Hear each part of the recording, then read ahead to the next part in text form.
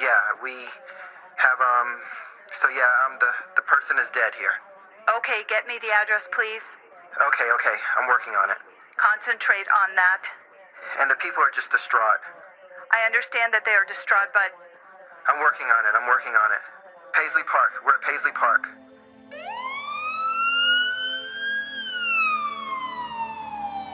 You're at Paisley Park? Okay, that's in Chanhassen. Are you with the person who's... Yes. It's Prince.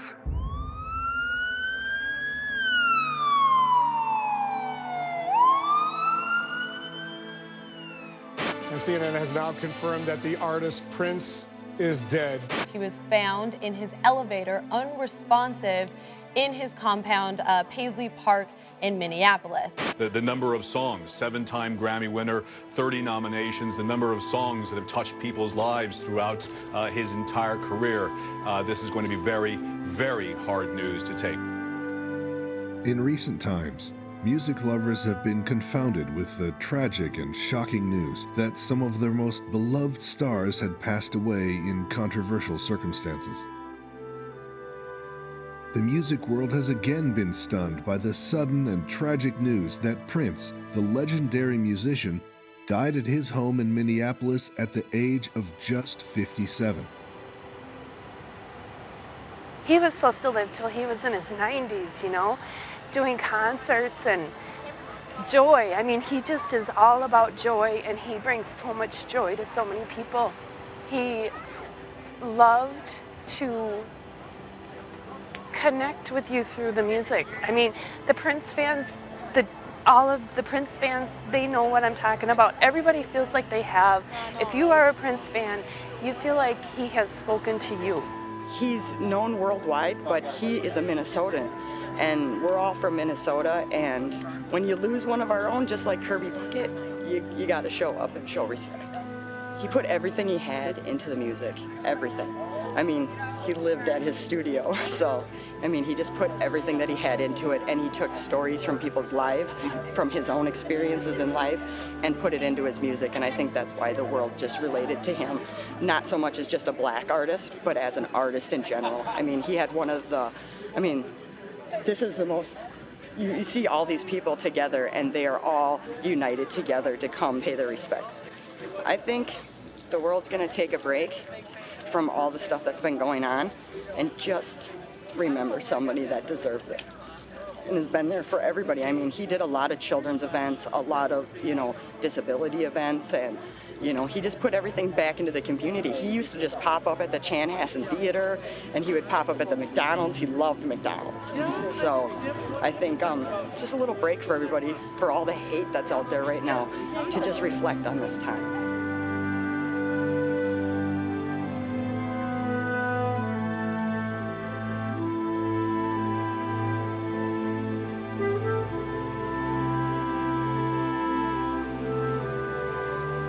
They responded to Paisley Park to look for him and found him unresponsive in the elevator. We have no reason to believe at this point that this was a suicide. But again, this is early on in this investigation, and it's continuing to, we'll continue to investigate. We received a call at 10:12 yesterday morning to come and assist the Carver County Sheriff's Office in this investigation. Our chief medical examiner arrived on the scene at 11:30 yesterday morning, local time, and was on the scene for several hours. The autopsy this morning began at 9 a.m. Central Daylight Time and concluded at 1 p.m. And just shortly I received word that his body did leave Midwest Medical Examiner's office and was released to the family. Just days before his death, Prince's private jet made an emergency landing in Illinois due to him suddenly becoming ill. An audio recording of the pilot requesting an emergency landing reports an unresponsive passenger. What's the nature of the emergency? What's the nature of the emergency? An unresponsive passenger. Was it a male or female passenger? Female passenger. The musician was transported to hospital, where he was given a so-called save shot of Narcan, an antidote often used in suspected drug overdoses. It was reported that doctors urged Prince to stay in hospital for at least 24 hours, but Prince checked himself out after just 3 hours. Authorities confirmed that the star was last seen alive at 8 p.m. on Wednesday night, an hour after he was pictured at a pharmacy near his home. In addition to all of the reports about Prince's clean living, his veganism, his Jehovah's Witness beliefs, there are also a wide array of reports about his opiate addiction, about his love of pills, and some of the less kind of clean living things that may have happened towards the end of his life and in fact contributed to his death. Dr. D, who claims to be Prince is a drug dealer, and again, we don't know whether this is the case or not, said that he never met anybody who suffered as much stage fright as Prince.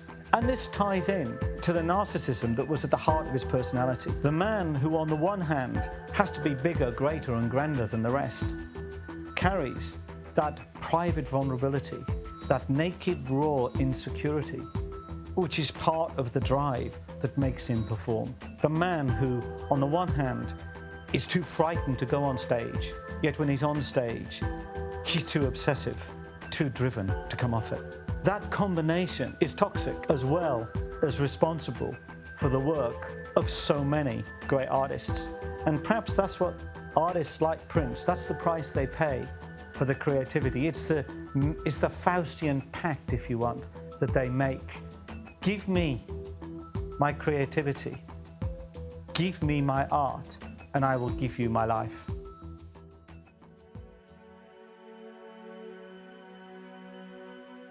On June 3, 2016, it was confirmed that Prince's death was a result of an accidental overdose of the painkiller fentanyl. The report from the Midwest Medical Examiner's Office in Minnesota came more than a month after the singer was found dead in a lift at his home.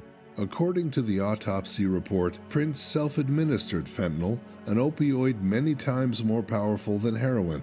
In the weeks following his death, investigators had been looking into whether Prince had a prescription drug problem. This surprised Prince's close friends and family, who stated that Prince avoided alcohol and drugs and maintained a healthy lifestyle. However, Prince's team had been organizing treatment with a California addiction doctor to help him kick an addiction to painkillers. According to a search warrant obtained by news agencies, the day before Prince's death, a local doctor treated him for fatigue and anemia, stemming from apparent opioid withdrawal.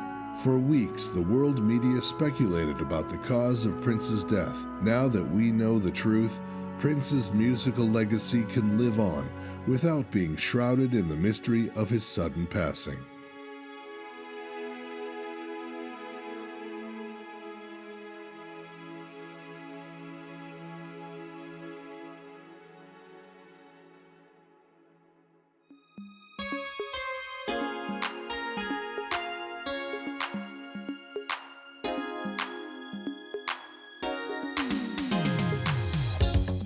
Prince was one of the most naturally gifted artists of all time and also one of the most mysterious. This man is one of the most committed artists I've ever known. And by that I mean committed to music, utterly.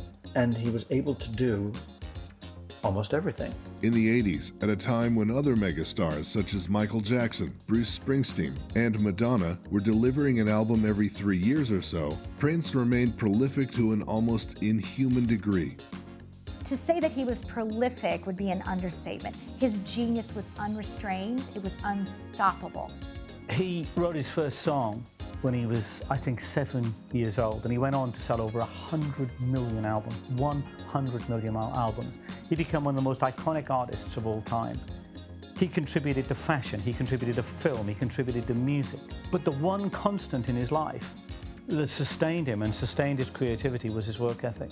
A byproduct of his inexhaustible output was Prince's tendency toward wayward, self-indulgent career moves that sometimes alienated even his most ardent supporters. His influence is unparalleled, and his legacy will live on through his inspirational music. One of Prince's greatest talents as an artist was to connect, to engage, to compel. People couldn't look away from his music. In this fascinating documentary, we take an in-depth look into the life and times of one of music's greatest performers, Prince.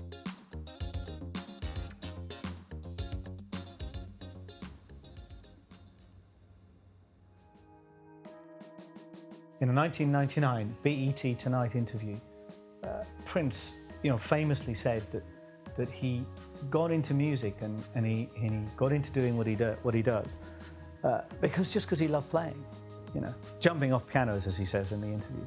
You still like going out doing dates? Oh man, that's my life. I got into the music business because I loved playing so much. You don't really get into the business to be a star, at least I didn't. I didn't get in to make a whole bunch of money or anything like that and meet a whole bunch of women. Just so happens those are the things that came along with it. But I was always playing a lot, and it's what it's all about, jumping off pianos. It's all about jumping off pianos and hurting your foot when you jump. The sense you get from him is that, and these are his words, you know, the art came first, the money and the women came after. And that, again, keys into a number of things, not least of which was his work ethic. The world is full of people who want the world, and they want it now.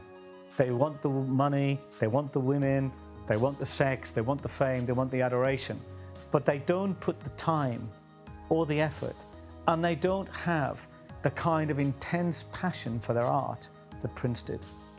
And it's that line that separates genius, if you want, those who go on to become artists of the caliber of Prince, and there's not many of them around. Prince, you know, is in a very small, thin group of the most iconic figures of 20th and 21st century art.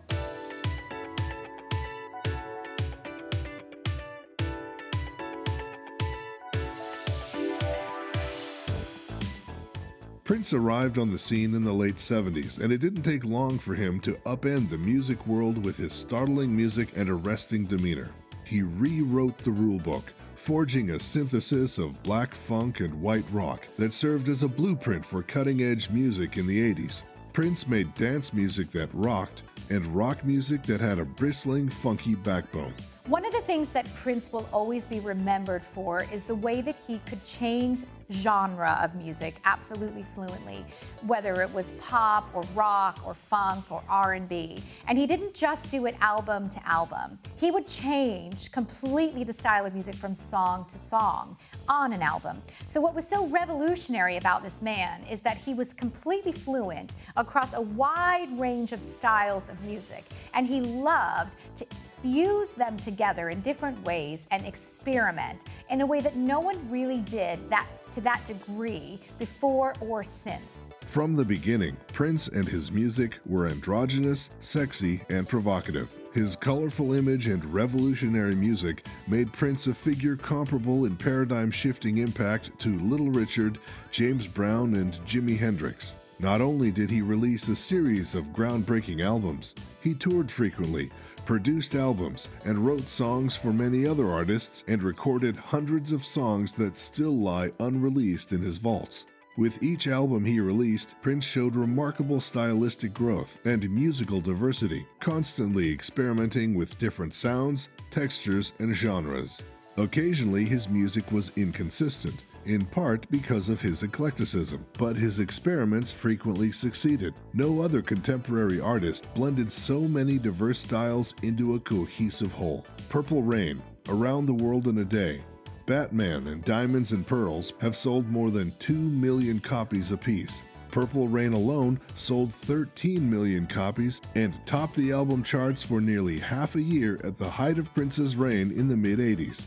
When you think about Prince, you really kind of imagine what you see in the video for Purple Rain. First of all, he's in purple, he's on stage, he's performing, he's a superstar, and he's putting out this very sexy, powerful stage presence. Despite the fact that he's not a very big guy, he has a very big presence, and when he's on stage, he looks like a very large individual. And I think what you see in Purple Rain is kind of scenes from the film, the very famous film, of course, called Purple Rain, kind of weaved throughout the video. The story here is about a performer, a guy that fronts a band, who gets up on stage and sings, who has a very complicated personal life. It's dark, it's not exactly a happy song, but there's a lot of overtures of this kind of gothic romanticism that we see from Prince throughout his career.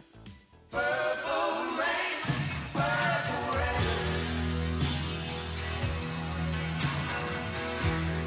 Purple rain, purple rain. I think Purple Rain is an incredible song. It's an anthem of sorts. And, you know, there's a lot of apocryphal imagery. Prince was asked about it many times, and he did have a real fascination at the time about the apocalypse and the end of the world. And Purple Rain is really about when the sky turned red and blue and rained purple, and it's the end of the world, and it's being with the person you love and your God at that time. That's what Prince is basically alluded to later in life. As Rolling Stone contended in 1989, perhaps more than any other artist, Prince called the tune for pop music in the 80s, imprinting his Minneapolis sound on an entire generation of musicians, both black and white. The product of a broken home, Prince found refuge in music. I was leaving school, and I looked down and I seen this guy go in front of me. And he was a shorter type guy, I didn't know. Then down the line I figured out, and we used to call him Skipper. That was the only name I knew him by until after he made his album. The one time I really noticed was that when I would always see Prince playing the keyboard, right? And I thought he was a keyboardist, right? Then all of a sudden, he got off the keyboard and sat on the side of the stage and started playing Carlos Santana. And that's the first time I ever heard him play the guitar, and it was masterful. By his early teens, he'd mastered multiple instruments and was fronting his first band, Grand Central. A demo tape by the young prodigy resulted in major label interest, and an 18-year-old Prince signed to Warner Brothers, insisting on the right to self-produce his music. He was brought to the attention of Warner Brothers Records by a local Warner Brothers representative who said that we have this fantastic kid in Minnesota and you've really got to hear him. They signed him up. And they said, and we think he's so good, we're going to have him work with Maurice White. They recommended that he work with Maurice White, the recently deceased eminence of Earth, Wind and Fire. Now, in the late 1970s, you couldn't get a hotter producer than Maurice White, unless it was Barry Gibb. It was a complete surprise that Prince said, no, I'm going to do myself. And he did all the instruments himself. So, even from the ages of 17 and 18, he was completely determined to be in charge of his own career. Prince released his first album, For You, in April 1978, to minimal fanfare. Soft and Wet introduced his erotic approach, while I Wanna Be Your Lover and Why You Wanna Treat Me So Bad from subsequent albums, Prince suggested his musical range and significantly upped his profile. Interest in the youthful star was further kindled by Dirty Mind, a provocative and sinuously funky album that appeared like a directional marker at the start of the 80s. The jittery, new wave-ish When You Were Mine became a club hit, yet Dirty Mind largely proved too hot to handle for the radio. The Dirty Mind album was quite unfit for radio airplay, for princely reasons you can imagine. Although When You Were Mine was a great song, which has become a standard of sorts recorded by various artists, including Cyndi Lauper. And we really didn't know if he was going to put it back on the rails until Controversy came out. Now, at this point, this was 4 albums in 4 years, and this was the pace at which he was going to continue throughout the 1980s. Prince's breakthrough was 1999, a self-produced double album made at his home studio. He'd toned down, if not entirely tamed, the hardcore sexuality, and the longish, danceable tracks appealed to disco and the new wave fans alike. Whereas many saw divisions in culture, in terms of everything from musical preferences to skin color, Prince formed a party-minded unity around the various audiences' shared interests in dance, music, sex, and romance. Those were the priorities outlined in DMSR, one of 1999's key tracks. The album launched 3 major singles, Little Red Corvette, Delirious, and 1999. 1999 may be called 1999, but this is a quintessential 1980s music video. Everybody has big hair. Everybody seems to have a perm. You've got a lot of the kind of one-handed gloves and the hat and the asymmetric hairstyle and all the other things that you associate with 1980s. It has the feel of a 1980s song and has very much the look of a 1980s song. You see Prince on stage with his band performing. And this is all about highlighting his concert presence, his stage presence, and showing that he knows how to have a good time. Say,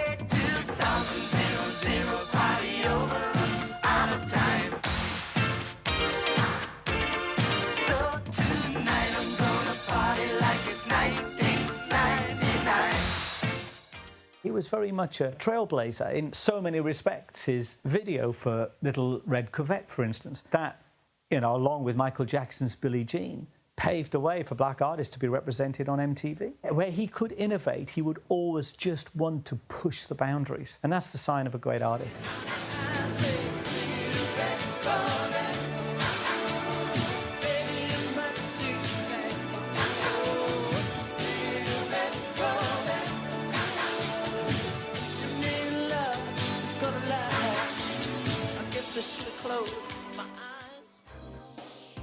One of the defining releases of the 80s, along with Michael Jackson's Thriller and Bruce Springsteen's Born in the USA, 1984's Purple Rain elevated Prince from cult hero to superstar. The movie, loosely based on his life story, was set in Minneapolis and his real-life hangout, the First Avenue and the 7th Street Entry Club. Prince wrote the treatment and played the lead role.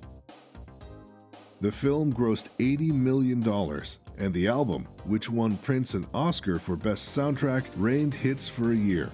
Purple Rain, Let's Go Crazy, and When Doves Cry being the standout tracks. In When Doves Cry, the video opens with Prince naked in a bathtub, and it's a bit of a startling image because of how feminine he looks, but at the same time he has this very masculine, sexy energy. He gets out of the bathtub and we see this kind of revealing shot of his washboard abs, and he kind of crawls across the floor in this very naked, feline way. You and I engaged in a kiss. The sweat of your body covers me. Can you, my darling, can you picture this? Dream if you can, a courtyard, an ocean of violets and blue. It's really interesting to watch this video because you see Prince and clips of Purple Rain where he's this rock star with this very troubled home life. You see him on stage and then you see him rushing home where his stepfather is abusing his mother and he has to kind of pull him off his mom. She's never satisfied. Why do we scream at each other? This is what it sounds like when doves cry. It puts Prince out there as a leading man, but it's also a very sexual way to start the video. We didn't see a lot of musicians, male musicians at this time, putting themselves out there in this way, like to start out naked in a bathtub. But that's really very much a part of the hypersexualized image that Prince was already putting out there. In the video for Let's Go Crazy, it's quintessential Prince. You've got him on stage in tight trousers and a ruffle blouse with a high neck, performing with a guitar and looking very sexual and in control. Interspersed in the video, you have scenes from Purple Rain, sex scenes with the beautiful Apollonia, showing her courtship and seduction by Prince, and also some of the scenes of his very troubled home life. Let's go.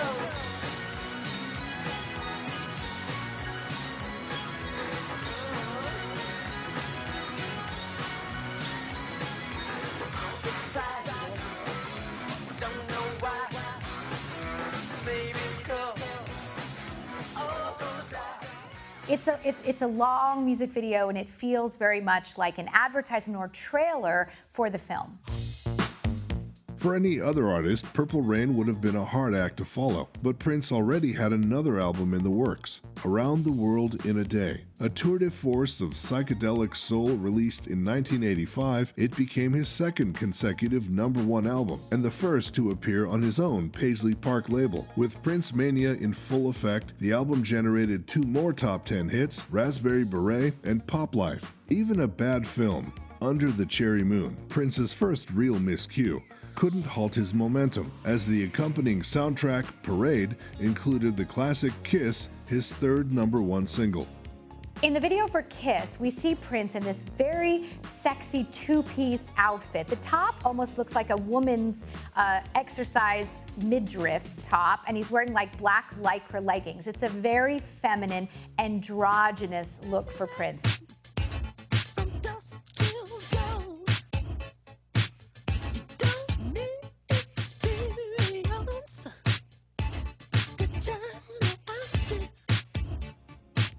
A lot of Prince's breaking down of barriers had to do with the way that he was appearing appearing to be two genders at the same time. And in this video, we see him in a way kind of prancing around as if he's a very sexy woman in heels, bearing her midriff. But at the same time, he's very much a man who is masculine, who's sexual, and who wants a woman. So it's an interesting combination, and it's a motif that Prince would play with throughout his career, including ultimately wanting to be called a symbol that was both male and female.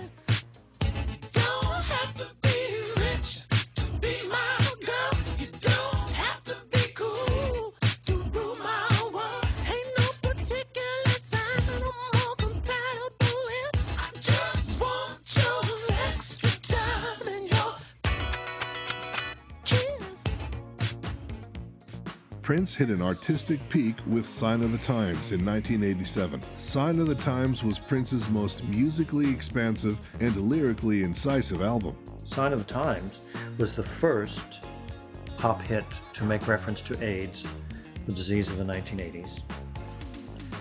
And he even recorded it first a year before it came out.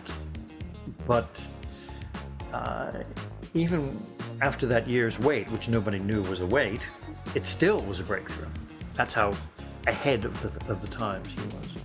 On the sobering Sign of the Times, Prince enumerated a catalog of social ills over a skeletal funk track. Other hits of the album included You Got the Look, a duet with Sheena Easton, and I Could Never Take the Place of Your Man. Around this time, Prince talked of dueling identities within himself, conjuring characters that represented his good side, Camille, and dark side, Spooky Electric.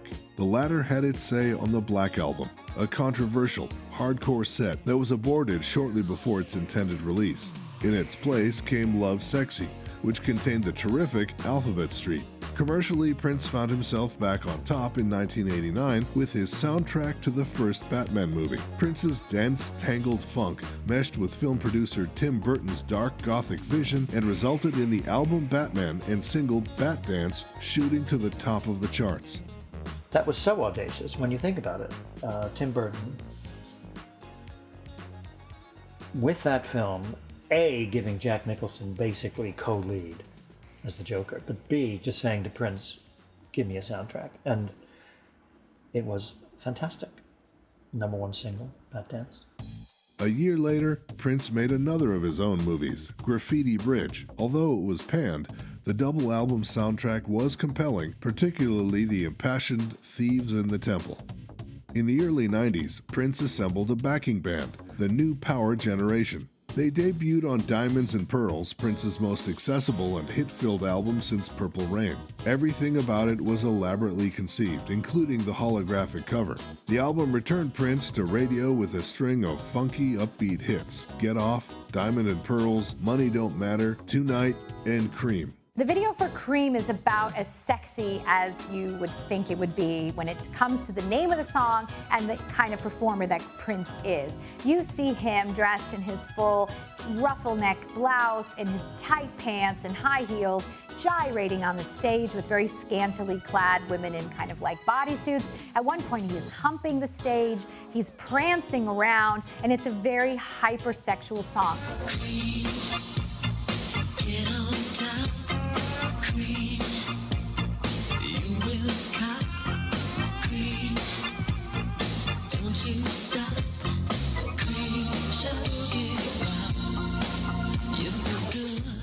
The lyrics are sexual, the video is sexual, and it's a celebration really of the naughty side of Prince that people really kept coming back for.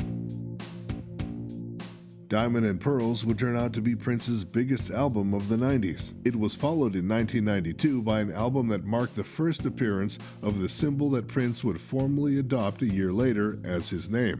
Ironically, the disc whose title was a symbol, and therefore referred to as the Love Symbol album, opened with a song called My Name is Prince. The numerology-minded 7 peaked at number 7, but Prince's most infectious funk workout, Sexy MF, proved too profane for radio. Still, Prince seemed to be on a roll. In August 1992, he signed a contract extension with Warner Brothers for 6 more albums, and he acquired the title of vice president with the label. However, by the mid-90s, relations would sour as he began appearing in public with the word slave scrawled on his face while agitating to get off the label. In a 1999 BET Tonight interview, Prince talked about perhaps one of the most controversial things that he did was to change his name from Prince to the artist formerly known as Prince, or the artist, and he created a love symbol to represent that. And what was fascinating about what he said was, and controversial about what he said, was he described himself as a slave. And he makes it clear he's not talking about the kind of slavery that African Americans had to endure when they first came to America. That's not the kind of slavery he's talking about. He says, yes, he says, it's relative. Prince was in a trap. Prince was under contract to, Prince was owned, you know. Now, I can't use Purple Rain. I can't use this song. I can't sell the song Purple Rain now unless I record it again, which I have plans to do if I can't, in fact, get the master recording that I believe is one of my children, you know. So I had to get freed from the mentality of being a slave. You understand? Right. Okay, and that's not to equate myself with the same situations that we suffered coming to this country, but you know, everything is relative. If you are owned, you are owned. If you can't do everything that you want to do, if there's a ceiling and you're not allowed to go as high as you can go, you are in fact a slave. Rather tellingly, he says, if you're owned, you're owned. And if you can't do everything you want to do, then you're a slave. And that sums up both Prince's desire to control his own destiny and his obsessive compulsion to be the best possible artist that he could be, which is that kind of rare drive that only artists of the caliber of Prince and only an artist like Prince could do. That is what made him what he is.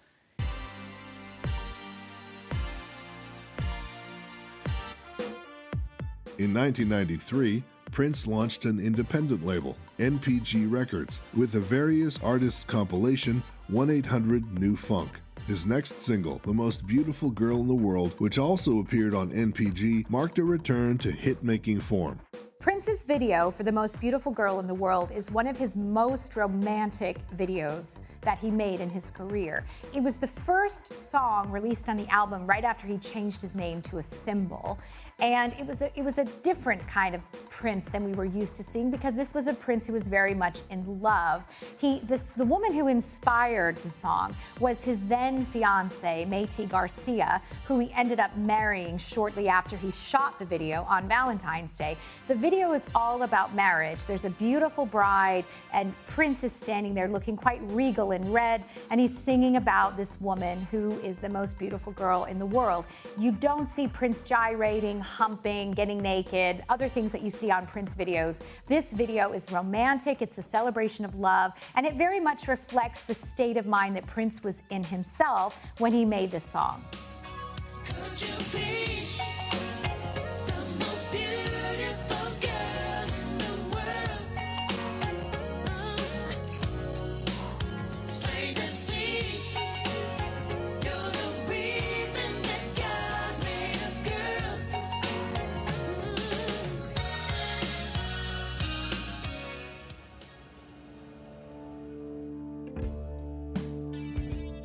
Meanwhile, relations with Warner Brothers, to which he was still contracted, were deteriorating badly.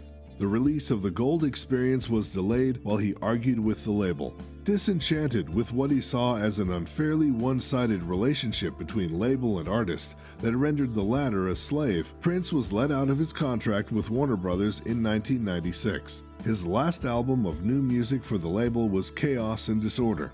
After being liberated from his former label, he quickly resumed his prolific ways. Distributed through a special arrangement with Arista, Rave Unto the Joy Fantastic gave Prince the best of both worlds: artistic ownership of his work and major label distribution. The album was notable for its production credit, Prince, which marked the first time he'd reverted to his old name in 6 years. In February 2004, Prince appeared with Beyoncé at the Grammy Awards, playing his own Purple Rain, Let's Go Crazy, and Baby I'm a Star, along with Beyoncé's Crazy in Love. A month later, he was inducted into the Rock and Roll Hall of Fame. During the closing ceremony, he played the song-ending solo on George Harrison's While My Guitar Gently Weeps, wowing the assembly with his ferocious virtuosity. And they are doing While My Guitar Gently Weeps. And for the first 3 minutes or so, Tom Petty and Jeff Lynne are trading lead vocals, and it's one of those usual superstar jams. And then Prince has a minute-long guitar piece, and he tears the roof off the sucker. And there he is with all these famous people on stage, and he is stealing the show completely. And at the conclusion of his solo, he throws his guitar in the air. And in the clip, you don't see the guitar come down. But from the eye line, you see that he's just looking to make sure that his roadies caught the thing. And then he walks off stage with the gait and look of, well, I've now done what I came into this world to do, and leaves.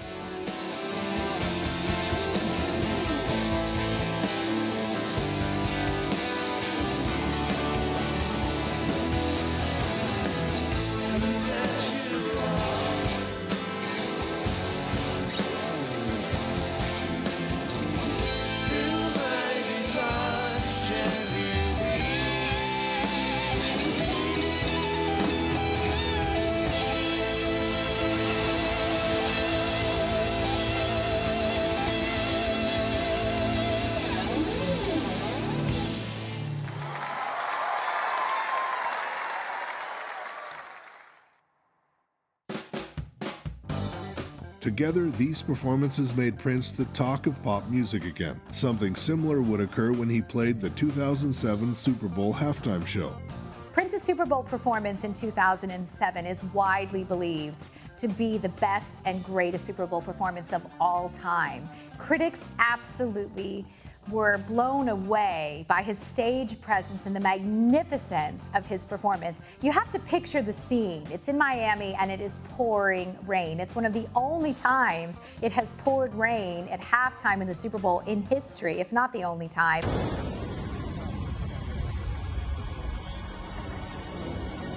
Dearly beloved, we are gathered here today to get through this thing called life. Another thing he did, which was extraordinary, was to cover other songs during the performance. Mostly when Super Bowl artists are asked to perform, they do their own music, and that's maybe they invite a guest singer to come in and do a song like we saw with Coldplay and Beyonce, but generally they do their own songs. What Prince did was to cover other songs such as Jimi Hendrix and the Foo Fighters in the midst of this incredible performance of his own hits.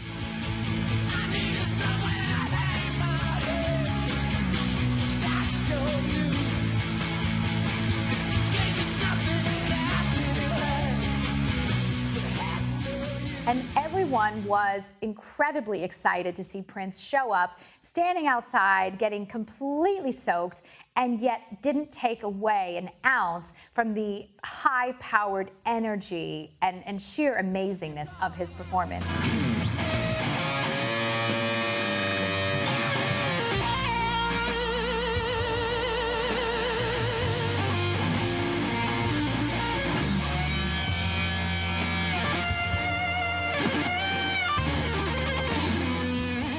I think what Prince, in a very savvy way, did here was to give the public what he knew they wanted, was a rip-roaring good time full of high energy and music that they loved.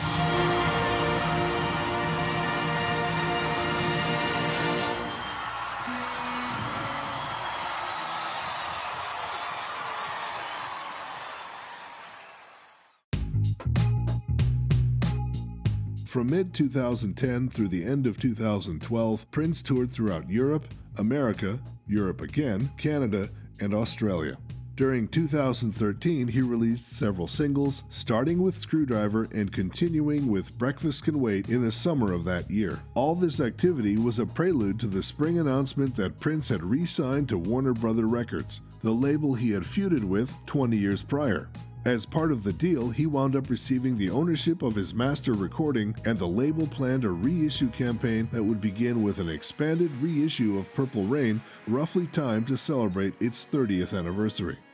In the same way that Prince is hard to pin down when it comes to one musical genre type, Prince was very much an enigma across his entire career. He refused to be pinned down even in terms of gender. Was he male? Was he female? Was he gay? Was he straight? Was he black? Was he white? He was definitely black, but in some of his videos, he has so much face powder on, he looks completely white. His style of dressing, it's masculine, but it's super feminine. His sexuality was very much a male predator who was going to seduce a young woman, but he was also hyper feminine.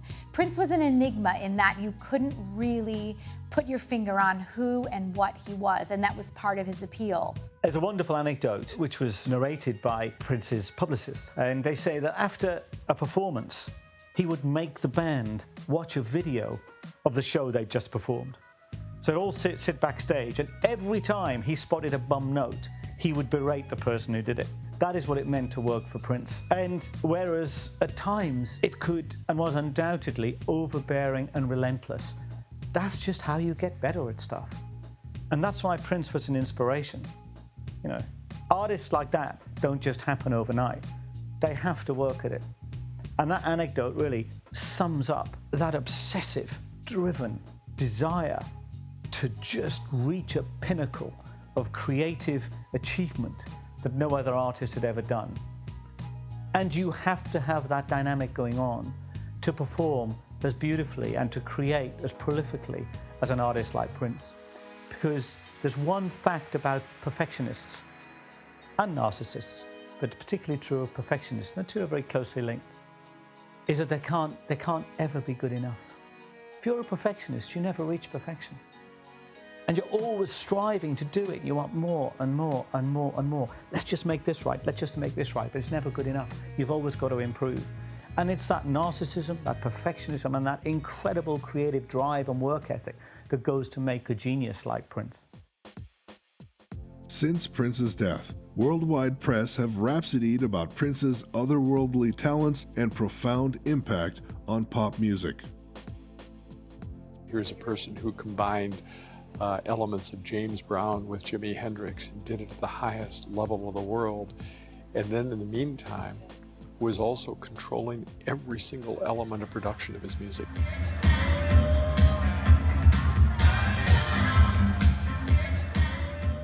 To sum up Prince's legacy would be about his sheer raw talent, a guy who could play every single instrument on every single track, on every album, who released 39 albums in his career and left thousands of songs in a vault in his home on his death. I get the impression that no one need worry that they did not get the best of Prince. Because the best of Prince, it would appear to me, was not what he held back, but what he gave out. So in fact, we all got the best of Prince. The 7 Grammys, the Golden Globe, the Academy Award, the virtuosic mastery of every instrument he encountered, the mythic persona he cultivated, the singular and revolutionary artistic vision he possessed that transcended race, culture, and sex. They're the legendary parts that composed Prince, an unparalleled force, who was taken too soon, but whose work will radiate into eternity.